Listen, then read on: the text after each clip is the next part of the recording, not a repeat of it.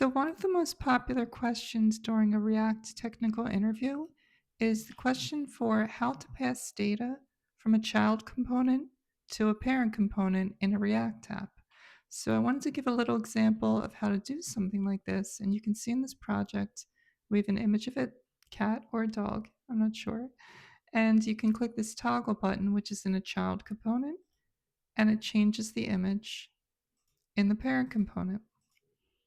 So, how did we do this? Well, if you take a look at the code here, this is the app TypeScript file. This is the parent container. You can see here in the parent container, we have a simple state for image and set image. We're defaulting it to cat, but that's not that important. You can see how we have the parent container followed by a child component. The child component takes an event callback handler on its property called changeImage, and we're passing it a reference to our function in the parent called changeImage. All we're going to do in that event callback is we're going to set the state to whatever name the child passes us. The child will pass us the name, which happens to be a CSS class, which gets appended right here to change the image. If we take a look at the child component, you can see here how the child accepts a property of a string,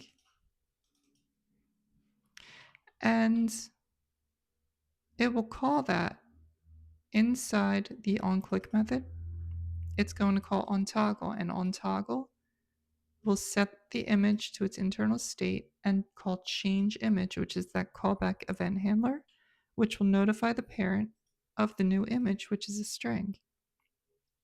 So when we put all of this together, you can see how clicking this button sends the string cat to the parent container, which then updates the state accordingly.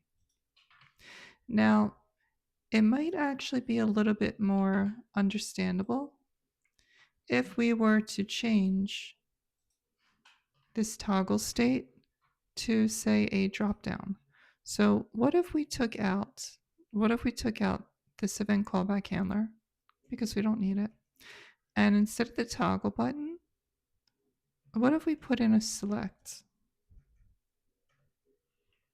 So again, the onChange event for the select bar is going to call the property that we're passing in, the event callback handler called changeImage, to notify the parent, and it's going to send the parent the value of the currently selected item. So now we don't even need the toggle button anymore, nor do we need the state anymore. And if we save this, I've also added a couple of extra images. So now, if we take a look at the result here, we now have a drop down. And you can see if we select dog, we get dog, cat, we get cat, banana, and jellyfish. So the child is sending these strings to the parent container, and the parent is then updating it accordingly. So just to show you one more time what's going on in the code, this is the parent component. It has an event callback handler called changeImage that accepts a property of a string. When it receives that, it'll update its state to change the CSS class. There's a child component which takes a property of changeImage and accepts a callback event handler right here. The child component, here's the property for changeImage, that's that event callback handler. When it gets an event that it wants to use it for, such as the select on change event, it calls the event callback handler from the parent and passes it a string.